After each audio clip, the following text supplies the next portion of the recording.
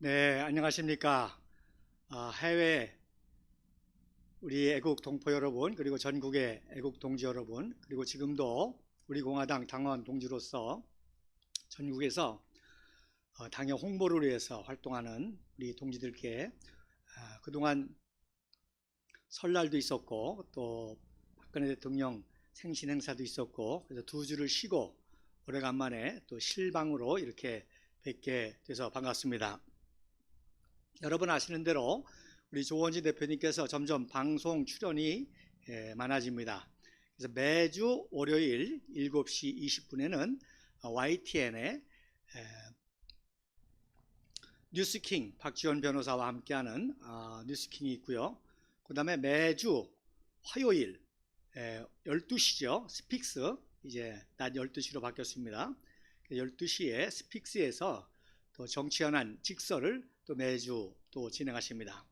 그리고 매주 수요일 7시 40분에는 김어준의 뉴스공장 겸손은 힘들다. 근데 우리가 이렇게 살아보니까 겸손보다는 정의와 진실이 힘든 것 같아요. 어쨌든 거기에 출연하셔서 또 많은 정치적인 말씀들을 해주시고 계십니다. 그리고 수요일 저녁 매주 5시에는 또 백악관 출입기자인 제니박 기자와 보이스 오브 워싱턴 기자와의 그 대담이 있습니다. 다음 주에 한 가지 또 좋은 소식이 있죠. 수요일 날 오후 2시에는 아시아투데이, 아주 우리 대표적인 보수파 정론 방송 중 하나인 아시아투데이에 또 오랜만에 올해 첫 출연을 해서 작년에 이제 연말에 출연해가지고 많은 센세이션을 일으켰는데, 이제 올해 첫 출연을 통해서 다음 주 수요일 2시 아시아투데이 방송이 있습니다. 해외에 계신 동포 여러분, 또 전국의 애국 국민 여러분, 정말 정치가 복잡하죠. 또 너무 어이가 없죠. 또 너무 정말 세상 말로 아사리판, 난장판, 개판이죠. 그러나 어쨌든 정치는 정치고 우리들의 삶에 밀접하기 때문에 이 복잡한 정치를 우리 조원진 대표님께서 아주 단순 명확하게 분석을 해주시고 또 어떻게 될 것인지 또 예측도 해주시고, 그리고 또 그것을 어떻게 우리가 올바른 방향으로 대비할지 여야를 물론하고 조언도 해주시고, 또 우리 공화당은 우리 공화당 나름대로 이런 여야 양당 구도의 이 막장 정치를 개혁하기 위한 그러한 준비를 해나가고 있습니다. 그래서 제가 이 라이브 방송의 일부를 창조정치 삼국지라 그렇게 표현을 했습니다. 그래서 여야의 양당, 기득권 양당 사이에 정말로 정치를 개혁할 새로운 정통 보수이면서 정의와 진실, 애국의 세력인 우리 공화당이 참 이 양당의 틈바구니에서 미약하게 시작했지만 결국에는 삼국을 통일할 대한민국의 정체성을 바로 세우고 또 자유민주주의 수호, 시장경제 수호, 그리고 자유통일까지 갈 이러한 정당으로서의 삼국 통일할 그러한 정당이기 때문에 정치 삼국지라는 표현을 했고요. 그리고 특히 앞에다가 창조정치라는 말을 썼습니다. 지금 뭐 정치가 그야말로 개판이지 않습니까? 우리 박근혜 대통령께서 경제도 창조경제라는 새로운 개념을 통해서 21세기에 이제 경제대국으로 부상하는 그런 여러 가지 좋은 아이디어를 만들다가 탄핵을 당하셨기 때문에 참 곤란합니다. 자, 그래서 우리는 창조 정치를 통해서 새롭게 정치를 회복해서 창조 경제, 창조 문화, 창조적인 외교를 통해서 결국 자유통일까지 창조적으로 해결해 나가는 그러한 역사를 우리 공화당이 이루어야 되겠습니다. 방송은 제가 이제 자막까지 만들어서 원고해 가지고 우리 공식 카페에 많이 올립니다. 그래서 오늘은 특별히 그 바쁘신 와중에도 우리 조원진 당대표님께서 수요일 날 방송을 마치시고 천안을 방문하셨습니다. 그래서 우리 충남도당 위원들하고 같이 간담회도 하고, 특별히 천안 광풍이라는 그런 지역이 있습니다. 광덕 아시죠? 천안 호도 과자가 유명한 게 이제 광덕인데 그 광덕이 호도로 유명하거든요. 그 다음에 풍세라는 지역이 있습니다. 그래서 광덕과 풍세를 합쳐서 광풍이라는 지역 용어를 쓰는데 그 광풍에 김황래 목사님, 은퇴하신 목사님인데 엘린랜드라고 하는 그러한 이름으로 박정희 대통령 기념관을 운영하고 계십니다. 그래서 제가 우리 조원진 대표님에게 몇 년 전부터 소개를 했고 한번 방문한다 하다가 이번에 오시게 되었습니다. 크게 두 가지 인연이 있으시더라고요.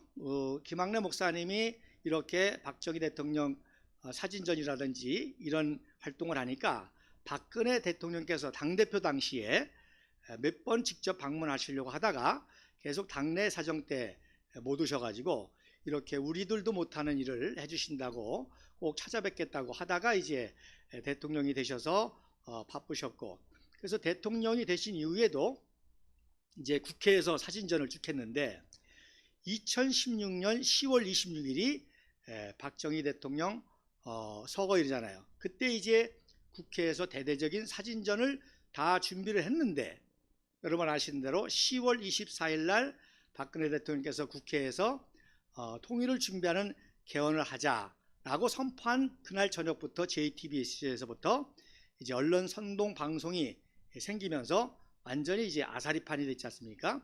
그랬더니 국회에서 여당, 그 당시 여당 국회의원들이죠. 특별히 아산의 이명수 의원이라든지 또 주호영이라든지 다 이 기념 사진전에 이름 내려고 하고 이름 써달라고 그러고 뭐 축사라도 한마디 해달라고 하던 사람들이 다 도망간 거예요. 그래서 현수막조차도 국회 사무처에서 떼도록 하고 할 때 조원진 대표님께서 의원이 지나가시다가 아니 왜 현수막 하나도 없느냐 그랬더니 김학래 목사님이 사정 얘기를 하니까 이제 조원진 대표님께서 이제 화를 내시고 그래서 현수막을 걸게 하셨다는 거예요. 그래서 그때 김학래 목사님이 박명록의 조원진 의원의 이름을 보고 참 그 어려운 상황에서 굉장히 위로를 받고 이런 훌륭한 국회의원이 있었다는 것을 이제 깨닫고 있다가 이제 탄핵이 되시면서 또 대한애국당이 생기면서 우리공화당이 생기면서 한번 꼭 만나고 싶다고 하는 그러한 이제 의견을 저에게 주셔가지고 제가 그동안 소통하다가 이번에 이제 직접 방문하시게 된 겁니다. 자, 그런데 이번에 방문하셔가지고 아주 놀라운 재미난 사건이 있었습니다. 그 엘린랜드 안에 박정희 대통령 여러 가지 희귀한 기념품들을 많이 전시해 놨는데, 자, 지금 여러분 보시는 화면에 보면 왼쪽에 지금 액자를 보시죠? 그 액자를 보시고 조원진 대표님이 이 액자를 보시고 굉장히 감동을 받으시는 거예요. 바로 박정희 대통령께서 낙관도 없고 날짜도 없고 하지만 거북선이라고 하는 시조를 쓴 그 원본을 이렇게 이분이 소장해서 액자로 가지고 있는 걸 보시고 거기에 발걸음을 멈추시면서 굉장히 감동을 받으시고 사진을 찍으시더라고요. 그래서 저도 사진을 이제 찍어서 이게 어떻게 해서 이 시조가 나왔는지 조사하려고 그렇게 제가 준비를 했습니다. 제가 한 13년 전에 위 절제 수술을 했기 때문에 조금만 먹어도 금방 소화가 돼서 제가 궁금한 거 하고 배고픈 거는 못 참습니다. 그래서 이 액자를 소장하신 원본 액자를 소장하신 그 김학래 목사님도 그냥 박정희 대통령이 쓰셨다라고 하는 사실만 아시지 전혀 모르시더라고요. 그래서 제가 이제 그날 이제 와가지고 이거를 이제 조사를 했습니다. 그랬더니 그 다음 화면 보시면 1971년 4월 28일 즉 이충무공 426주년 때에 바로 충무공 탄신 426주년입니다. 거기 424라고 잘못됐는데 그게 왜 그렇게 됐냐면 그 잘못된 그런 자료가 있어가지고 그랬습니다. 자, 그때 한국시조 작가협회 그 유명한 노산 이은산 선생님이 이충무공 기념 거북선이라는 제목으로 시조집을 만드는 거예요. 그리고 시조집을 만들고 박정희 대통령에게 부탁해서 박정희 대통령이 시조를 쓰신 것입니다. 거북선이라고 하는 시조를 쓰신 것이죠. 남들은 무심할지 님은 나라를 걱정했어. 남들은 못 미친 생각 님은 능히 생각했어. 거북선 만드실 뜻을 이어받아옵니다. 그래서 1971년도 이충무공 탄신 426주년을 기념해서 박정희 대통령이 친히 시조를 쓰셨는데, 시조의 내용은 간단하죠. 바로 태평성대에 아무도 나라의 미래를 생각하지 않냐고, 또 임진왜란 목전에 있을 때 바로 이순신 장군은 외적의 침입을 이미 예측하고 걱정하고, 또 그것을 대비하기 위해서 이제 거북선이라든지 판옥선이라든지 이런 걸 준비해 놓고, 그래서 그거의 상징적인 유비무환의 대표적인 정신이 이제 거북선인데, 그 거북선을 만드신 뜻을 이어받아옵니다. 자, 근데 이 1971년도 4월 달이 어떤 때냐? 자, 여러분 그 다음에 보시면, 그래서 우리 공화당이, 우리도 조원진 대표님도 그러시고, 이승만 대통령의 건국자유정신, 또 애국애민정신 이어봤잖아요. 그래서 이 거북선 이충무공 정신은 사실 이승만 대통령께서 제일 먼저 이제 역사화했죠. 그래서 1952년이에요. 전쟁 중입니다. 1952년 전쟁 중에 최초로 진해에 이승만 박사가 이충무공 동상을 세우죠. 그리고 여러분 보시는 사진에 보시는 것처럼 이건 1955년도에 산업박람회를 하면서 이 거북선 모형을 최초로 만들어서 전시하면서 충무공 정신을 이어받아서 건국과 독립과 건국과 한강의 기적의 역사를 시작하신 분이 바로 이승만 대통령이시고, 또 그 정신으로 결국 한강의 기적을 일으키신 분이 이제 박정희 대통령 아니십니까? 5.16 혁명도 그런 맥락이 있으시고, 그래서 조원진 대표님이 항상 이 이승만 박사와 박정희 대통령의 정신을 이어받으려고, 그걸 계승해서 완성하려고 애쓰시는 거예요. 자, 그래서 그 다음 사진 보면, 그 다음에 이제 사진을 보시면 1971년도 바로 일주일 전에 뭐가 있었는 거 아니? 제7대 대통령 선거가 있었습니다. 제7대 대통령 선거. 그래서 제5대 대통령, 제6대 대통령 재선을 하고 놀라운 기적을 이루게 되니까 이 기적을 계속 이어가야 되겠다고 3선 개헌을 성공해 가지고 세 번째 제7대 대통령 선거에 출마를 하신 것입니다. 그래서 요 사진은 경북 대구 유세 때 모습입니다. 기적을 이룬 박 대통령 다시 뽑아 번영하자. 바로 이때의 경쟁 상대가 바로 누군지 아시죠? 김대중. 못 살겠다 갈아보자. 고도의 성장을 하고 있는데 나쁜 것만 들춰내 가지고 포퓰리즘으로 정권 교체를 요구하는 그 김대중이 상대 후보였습니다. 자, 그 다음에 사진을 보면 6월 25일이에요. 바로 선거 바로 전날입니다. 마지막 유세가 장충공원 마지막 유세 때 모습인데 엄청나죠? 그 당시 서울 인구가 500만이었는데 이 장충공원에 그냥, 원래 이제 사진이 더 깁니다, 오른쪽에. 근데 이제 다 사진을 실을 수 없어 가지고 했는데, 그때 이제 박정희 대통령 후보죠. 마지막 장충 연세가 연설의 세 가지가, 첫째, 공산주의를 완전히 척결하겠다. 그래서 국방안보를 튼튼히 해서 남침의 걱정 없이 안전과 평화로운 사회를 만들어서 누구나가 자기 생업에 열심히 일할 수 있도록 국방안보를 튼튼히 하겠다. 그러기 위해서는 공산주의 완전히 척결하겠다. 그 다음에 이제 두 번째로는 가난을 완전히 추방하고 복지, 경제 대국으로 발전시키겠다. 그 다음에 이제 세 번째, 아무래도 박정희 대통령이 청년 결백하게 국가를 통치하지만 고도 성장 과정에 부정부패, 부조리가 없을 수 없었잖아요. 그래서 부정부패, 부조리를 완전히 척결하는 도의 신뢰 시민사회를 건설하겠다. 그래서 이 당시 김대중이가 파고든 게 바로 이거였습니다. 고도 성장 과정에 부정부패가 없을 수 없잖아요. 뭐 지금 더 하잖아요. 50억 클럽이라든지 뭐 주가 조작이라든지 지금은 뭐 우리가 풍요한데도 이런 부정부패가 당 대표까지 대장동 뭐 어마어마한 비례죠. 이제는 뭐 지방 정권 차원에서 이런 부정부패가 있을 정도니까.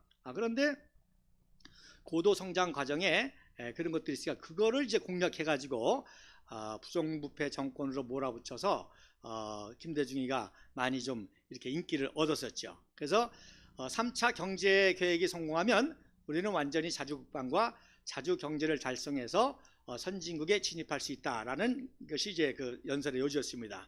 자, 그리고 이제 그 다음에 하루 쉬고 27일 날 화요일 날 그 다음 사진에 보면 7대 대통령 선거가 있었습니다.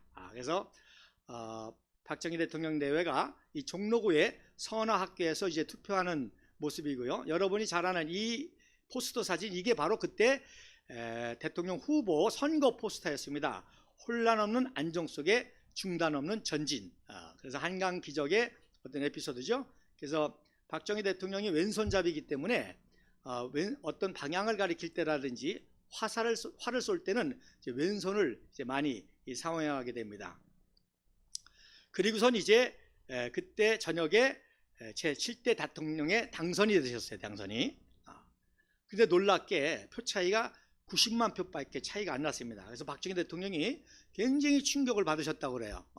김대중에는 얘는 뭐 한 것도 아무것도 없고 공산주의 빨갱이 출신에다가 그야말로 포퓰리즘으로 말로 국민들 속이고 지역 감정 부추겨 가지고 90만 표 차이가 되니까 박정희 대통령이 이때 야 이렇게 하다가는 포퓰리즘으로 대통령이 되고 정권을 잡고 자유민주주의가 훼손될 수 있다고 하는 위기의식을 느끼고 71년도에 뭘 하시죠? 그의 말에 유신헌법을 단행해서 1972년도에 바로 제8대 대통령에 나가시게 되는 그런 과정이 바로 이 사건이었습니다. 그래서 아무런 공적이 없이 경부고속도로 만들 때 돌아놓았던 그런 야당 지도자, 오로지 포퓰리즘 말 하나 가지고 국민들을 선동해서 대통령이 된다고 한다면은 이거는 대한민국이 무너질 수가 있고 자유민주주의가 무너질 수 있고 경제에 파탄될 수 있다. 그래서 유신을 하게 된 결정적인 계기가 됐다는 것입니다. 자, 그리고 그 다음 날이 바로 28일입니다. 28일. 그래서 28일 현충원 참배하신 것입니다. 그러니까 대통령 당선되시고 그 다음 날 비가 와가지고 여러분 사진 보시면 그 다음 사진 보시면 이제 우산을 쓰시고 426주년 참배하시고 이때 이제 바로 아까 말씀드린 거북선 시조를 쓰시고요. 그리고 유명한 그 한산섬 달 밝은 밤에 수루에 혼자 앉아 큰 칼 옆에 차고 긴 시름하는 차에 어디서 일송화가는 남의 애를 끝나니. 그래서 이 유명한 시조에 대한 또 답가를 박정희 대통령이 이때 쓰시게 됩니다. 한산섬 수루에 올라 우리님 얼마나 애타신고 구충성 그 마음 받아 별의 사랑 나라 살림 맹세코 통일과 번영을 이루리라. 그래서 그분이 약속하신 대로 번영은 이뤘죠. 바로 통일은 바로 박근혜 대통령과 우리 조원진 당대표와 우리공화당의 사명입니다. 그래서 박정희 대통령을 이해하시려면 이순신 장군을 반드시 이해하셔야 되고 이순신 장군의 그 애국심과 충성의 정신이 결국 5.16 혁명이고요. 또 통치 과정에서의 모든 비전과 그 뜻이 이충무공에 있었다는 겁니다. 그래서 여기와 관련해서 이제 그 다음 사진 하나 소개시켜 드릴게요. 그 다음 사진 보시면 제가 이제 초기에 강연했죠. 제일 처음에 박정희 대통령 각하 일생 첫 번째 구미초등학교 시절 1917년생이시니까 구미초등학교 시절 박정희 어린이 시절의 독서. 그래서 1931년도 그러니까 4학년 때까지는 일제시대이기 때문에 일본의 위인전을 많이 읽으셨다 그래요. 그러다가 이제 31년도 5학년 때 춘원 이광수의 이순신이라는 소설을 읽고 이때 이제 감동을 받고 이때부터 박정희 어린이의 마음은 평생 이순신 장군이 이제 가슴에 새기게 됩니다. 그래서 왼쪽에 있는 그 사진이 바로 이광수 이순신 한자로 써 있죠. 경성 산문사 서점에서 출판된 이게 바로 박정희 어린이가 읽었던 소설이요. 그리고 그 다음에 또 마침 1932년도 6학년 때에 그 유명한 나폴레옹 전기를 이제 독파하면서 또 하나 이제 나폴레옹, 그래서 이것도 제가 이제 포병 천재 나폴레옹에 관계해서 박정희 대통령, 박정희 장군에 대한 이야기를 많이 했을 것입니다. 그래서 그 유명한 이제 알프스산을 그 넘는 그 오른손으로 방향을 가리키면서 한 사진인데 바로 아까 여러분 포스터 보셨죠? 박정희 대통령이 왼손, 그래서 나폴레옹은 오른손잡이지만 박정희 대통령 왼손으로 이제 그런 방향을 쓰시는 그런 포즈가 바로 어려서부터 이런 영향이 있었다는 겁니다. 그리고 1961년도 혁명을 성공하고 제일 먼저 나온 영화가 유연복 감독님의 임진란과 성웅 이순신이라고 하는 영화입니다. 그래서 이승만 박사는 최초의 이순신 동상을 세웠고 이제 박정희 대통령은 최초의 영화를 통해서 이제 이순신 정신을 전 국민에게 보급함으로 말미암아 이제 한강의 기적의 역사를 시작을 한 것이죠. 자, 그래서 그 다음 사진에 이제 유명한 게 1968년도 4월 27일 날 바로 탄신 전날 광화문에 이제 동상을 제막하시게 됩니다. 그래서 모든 사비라든지 모든 그 사비를 들여 가지고 박정희 대통령께서 광화문에 이순신 동상을 세웁니다. 이 이순신 동상 가지고도 말이 많죠. 뭐 칼을 왼쪽에 찾느니 항복하는 모습이다 어쩐다. 정말 안타까운 거는 쉽게 얘기해서 다 개소리입니다. 개소리, 다 거짓말입니다. 자, 여러분, 제가 이것도 박정희 대통령께서 이순신 장군 동상을 세운 게 굉장히 중요한 역사적인 사건이기 때문에 이것만 가지고도 따로 강의도 하고 제가 연설을 많이 하는데, 이순신 장군이 어디를 쳐다보죠? 어디를 쳐다볼 것 같습니까? 바로 일본을 쳐다보는데 일본의 중심이 어디입니까? 도쿄죠. 도쿄의 가장 중심지가 어디입니까? 야시쿠니 신사입니다. 야시쿠니 신사에 뭐가 있습니까? 바로 야시쿠니 신사 앞에 오무라 마스지로라고 하는 동상이 있습니다. 그 여러분 생각해 보세요. 야시쿠니 신사면은 일본 제국의 정신적인 그런 고향과 같은 그곳인데 거기에 동상이 또 있다. 오무라 마스지로. 그 오무라 마스지로를 째려보는, 제압하는 그런 모습입니다. 오무라 마스지로가 누구냐? 바로 일본 육사를 창건한 분이고 일본의 군국주의 아버지로, 즉 일본이 군국주의 대국으로 성공한 그러한 일본의 역사에 있어서는 가장 위대한 인물 중 하나이기 때문에 그 야스쿠니 신사 동상 앞에 세운 거예요. 그리고 그 밑에 거북선을 또 세웠죠. 이게 거북선을 왜 세웠냐? 바로 일본이 해군 대국이 되지 않았습니까? 그래서 미야자키 현에는 해군 발상지라고 하는 곳에 해군 기념 또 동상이 있습니다. 거기서 참배를 하고 2차 세계대전을 일으켰죠. 그러니까 그런 역사를 박정희 대통령이 다 알기 때문에 바로 일본을 제압하겠다고 하는 그런 의미에서 이순신 동상을 세운 것이고 그 밑에 거북선을 세운 것이죠. 하여튼 제 강의가 아마 유튜브에 있을 겁니다. 그런데 그걸 가지고 또 온갖 거짓으로 음해하고 이렇게 합니다. 자, 그리고 그 다음 해에 1969년도 4월 28일 날 이때 바로 오늘날 현충사를 완전히 다시금 재중건해 가지고 준공한 준공식 모습입니다. 69년. 그래서 여러분이 아까 들었던 그 연설이 바로 이때 하신 연설입니다. 그런데 국가기록원에서는 이 연설을 1971년도로 해놨더라고요. 그래서 어제 하루 종일 1971년도에 찾았는데 없어요. 나중에 알고 보니까 69년도 연설을 1971년도 연설이라고 그렇게 했더라고요. 그래서 여러분 아까 보고 들으신 거 제가 자막을 다 쳐서 올려드렸죠. 나중에 따로 공khai 올릴 테니까 아주 유명한 연설입니다. 그래서 1969년도 현충사 준공식 때의 그 연설인데 그거를 여러분들이 이제 들으셨습니다.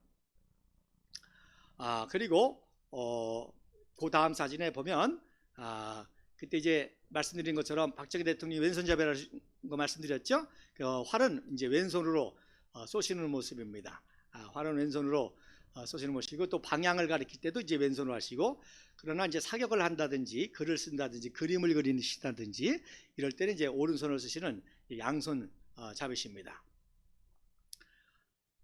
자, 그래서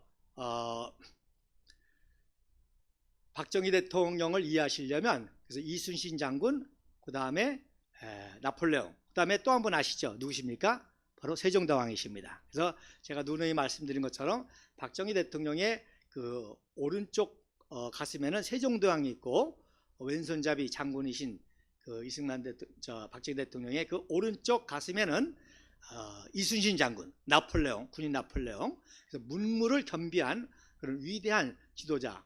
그래서 그 비전으로 자신이 한 말은 반드시 100% 다 실천하는 그런 위대한 지도자였다는 거예요. 자, 제가 그 조원지 대표님이 이제 그 사진을 보고 액자를 보고 감동을 받아서 집에 돌아와서 그것을 연구하다 보니까 2020년도에 이미 제가 그 자료를 다 만들어 놨더라고요. 그 자료를 다 보관해 놨고 그 시조집에 수록됐다는 것까지 다 있었는데 그동안 잊어버렸던 거죠.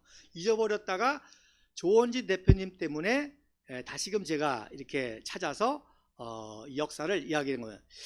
그래서 여러분 정치가 중요하다는 겁니다. 정치가.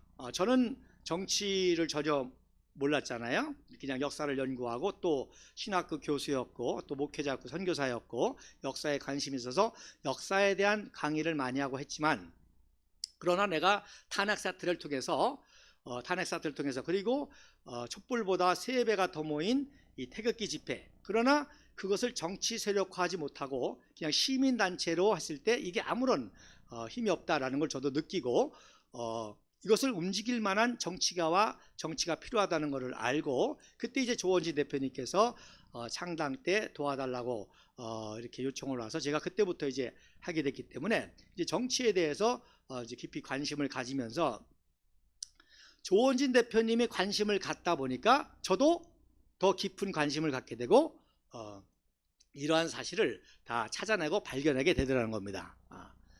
이해가 되시겠죠?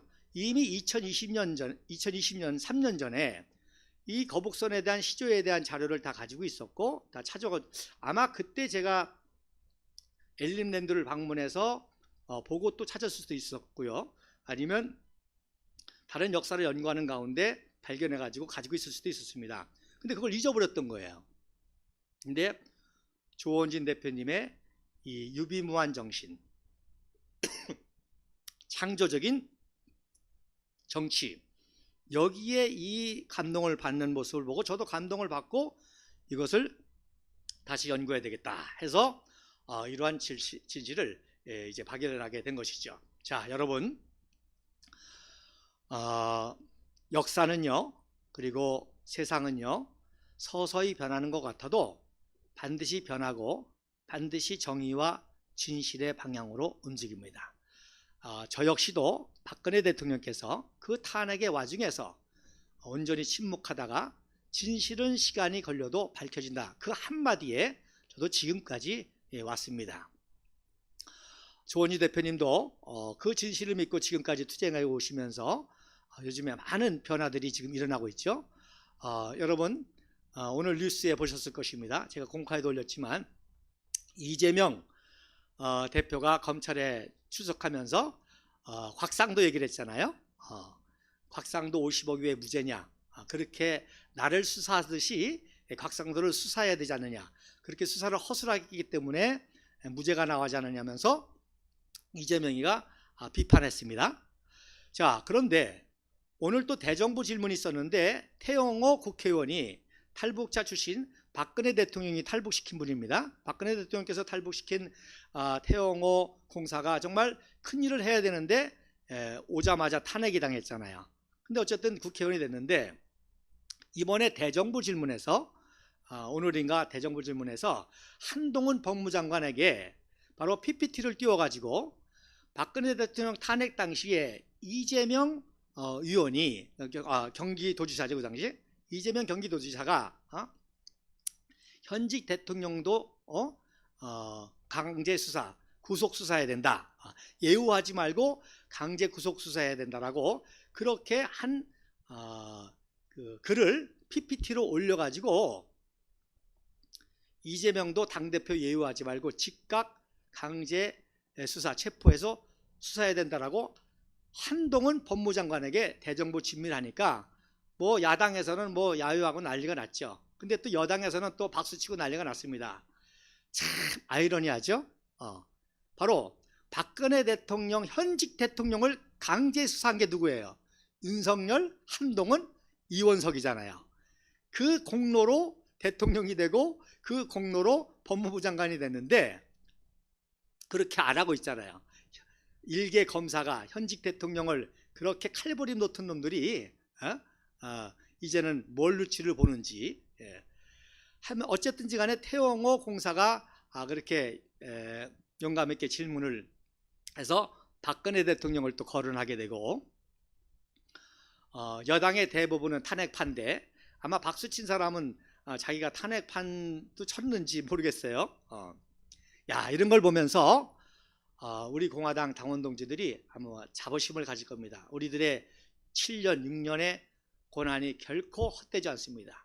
여러분 자부심을 가지고 더욱더 우리가 단결하고 하나가 되고 정말 정치 삼국지를 이룰 수 있도록 여러분 인격을 겸비하고요, 실력을 겸비하고 애국심을 겸비해야 될 것입니다.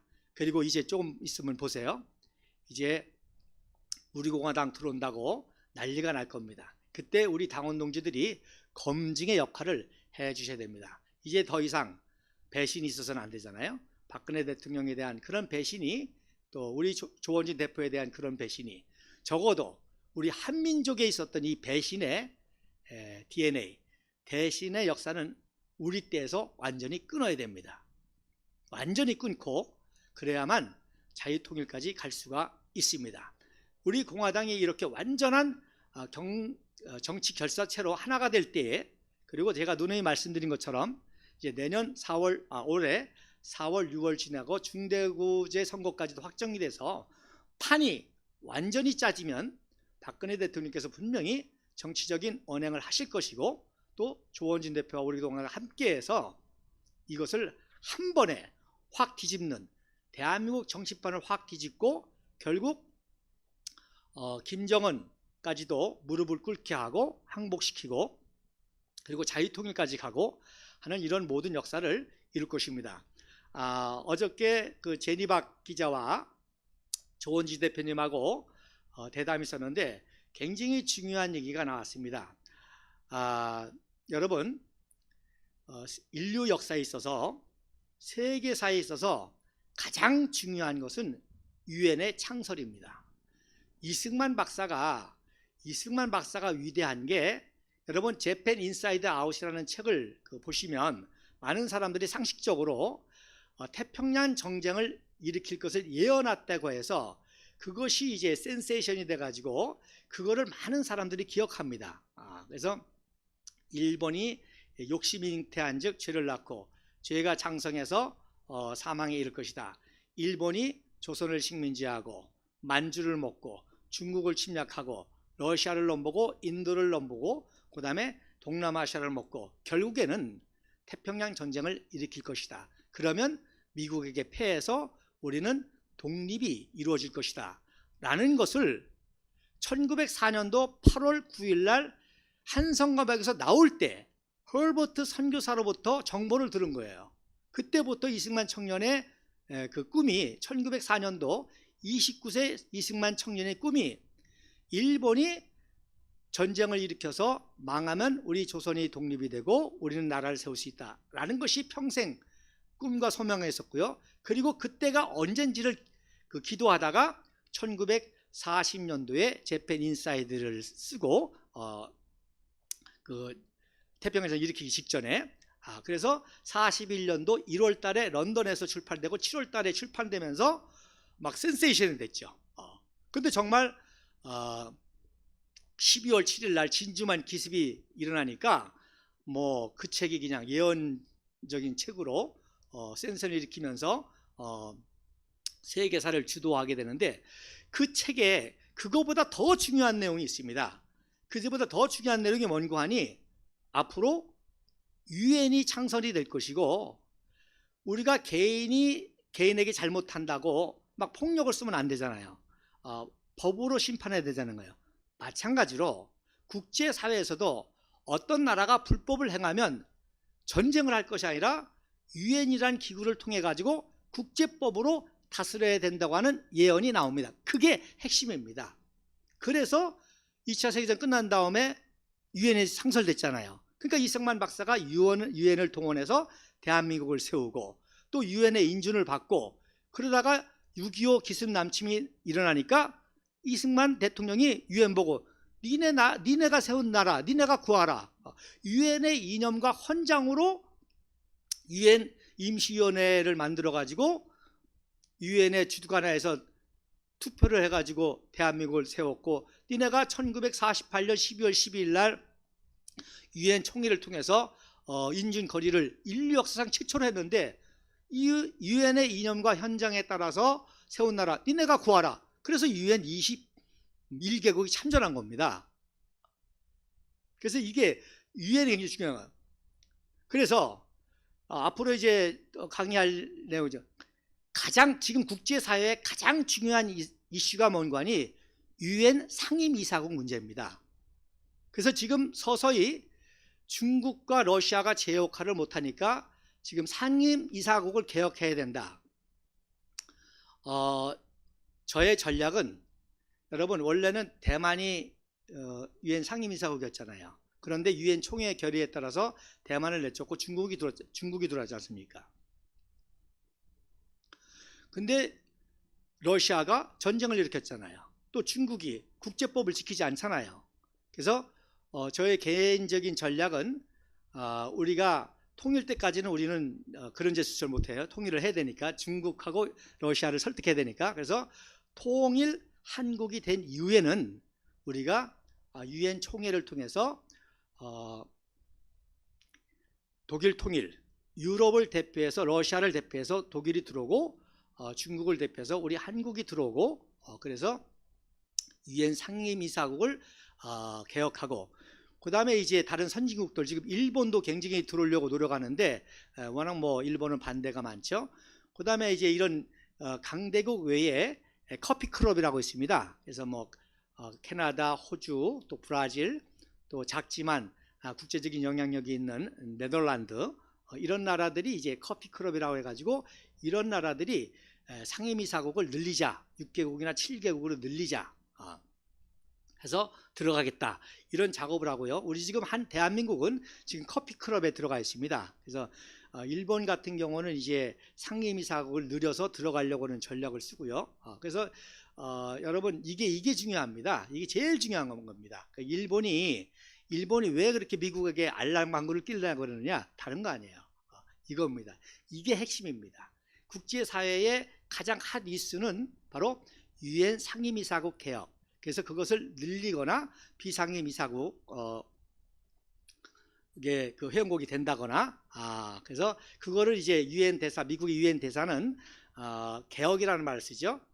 이제 교체라는 이런 말은 이제 국제법적인, 아니죠, 국제적 외교 문제가 생기니까.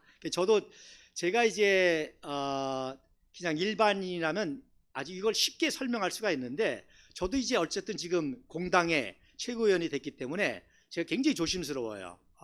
굉장히 조심스러워서 말은 못하겠는데, 박근혜 대통령님의 국제 외교 정책도 거의 동일하다고 봅니다. 거의 그런 비전을 다 가지고 계시고 라고 봅니다. 그래서 이 유엔 개혁에 우리가 참여를 하고, 특별히 이제 통일까지는 우리가 안정적으로 가고, 통일까지는 우리 중국과 러시아를 설득하고 일본까지 설득해서 자유통일을 하고, 그리고 이제 북한 문제도 그래요. 북한 문제도 간단합니다.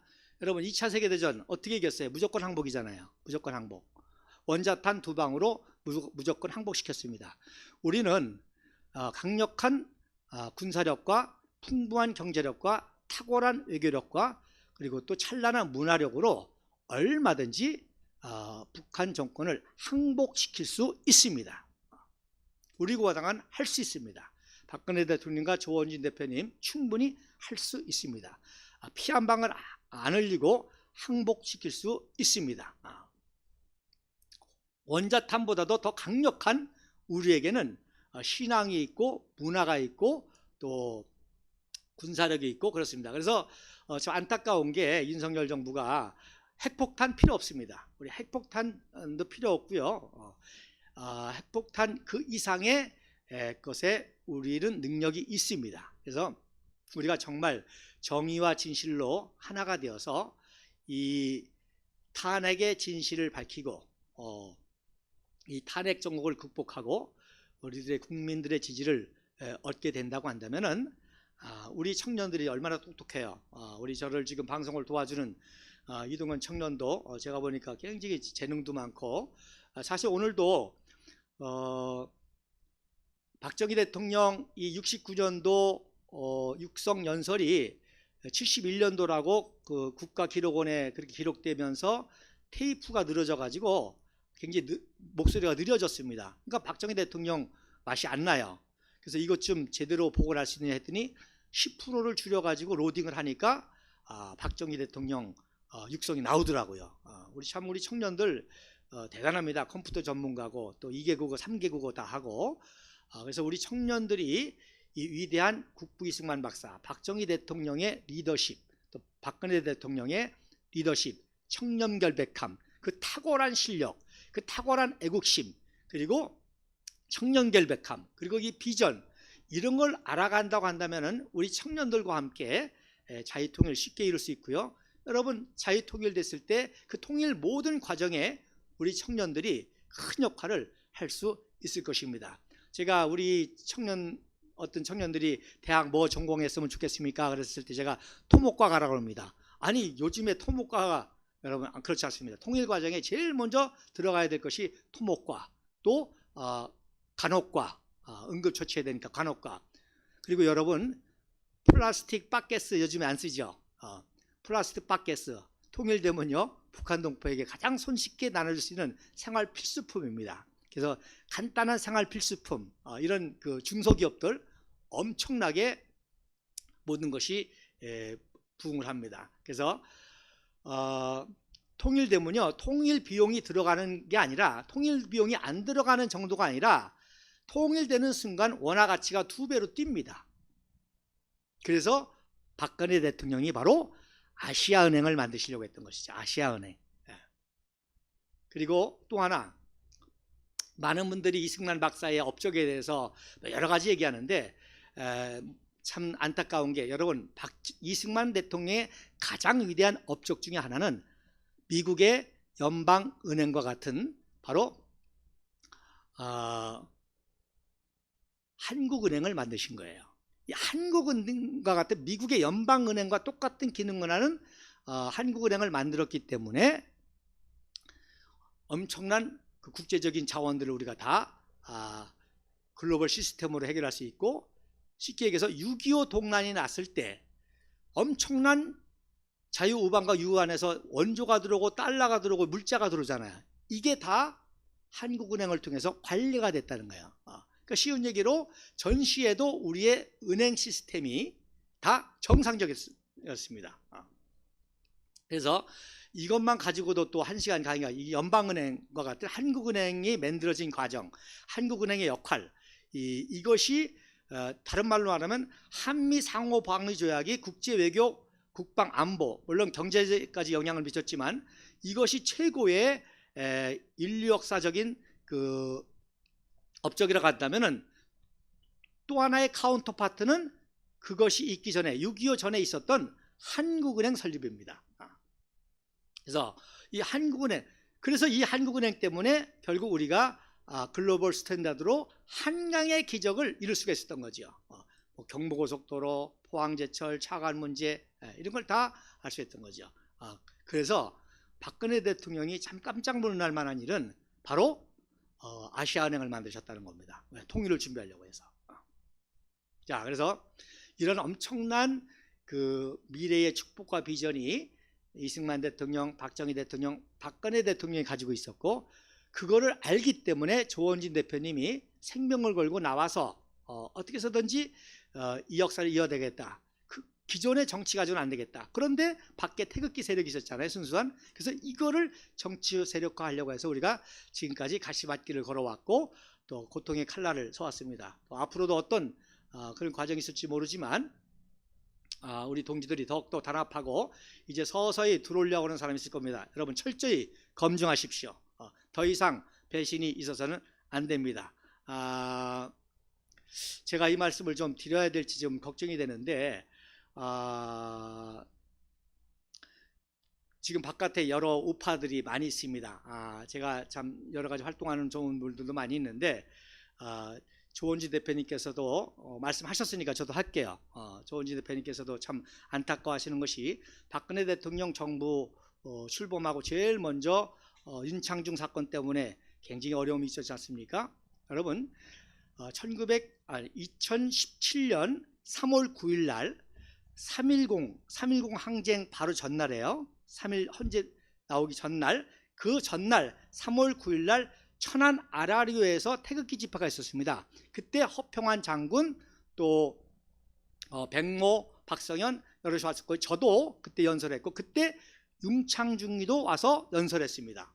근데 그때 연설을 제가 딱 들어보니까 이 사람이 국회의원 나가려고 그러는구나. 난 그 사람이 저도 처음 보니까 그래서 한동안 태극기 집회 안 나오다가 3월 9일 날 나와서 연설하는데 딱 첫 연설이 저도 그 사람이 고향이 서산인지 서천인지 그때 처음 알았어요. 저쪽에 이제 국회의원 하려고 그러는구나 했는데 3월 10일 날 헌재 파면 나니까 싹 사라지더라고요. 그래서 나름대로 이제 우파 활동을 그분도 열심히 하면서 하는데 우리가 이런 과정들을 우리 동지들이 다 알잖아요. 그래서 우리가 같이 협력하고 화합을 하고 같이 하되 그야말로 박근혜 대통령, 조원진 대표, 우리 공화당 핵심 코어 세력으로서 자유통일과 정치개혁을 이루고 자유통일 가져갈 수 있는 핵심 코어 세력에 대해서는 우리 동지들이 철저하게 정신 바짝 차리고 검증 기능을 하고 그렇다고 해서 우리가 뭐 무조건 배척 그런 게 아니잖아요. 태영호 오늘 의원 오늘 발언하는 거 보니까 그동안 지켜봤지만 뭐 같이 할 저 정도의 용기 있다면 같이 쓸만한 사람일 수 있을 것 같아서 지켜봐야 되겠지만 감사합니다. 자 다시 한번 69년도 연설연상 여러분 잠깐 다시 들으시고요. 제 설명을 듣고 들으면 또 느낌이 다를 거예요. 여러분 들으시는 동안에 저도 어제부터 갑자기 딸꾹질이 나고 목이 좀 그래서 잠시 쉬고 제 2부 박정희 대통령과 일생 소장 시절에 있는 아주 또 놀랄만한 이야기들을 나누도록 하겠습니다. 네, 영상 주세요.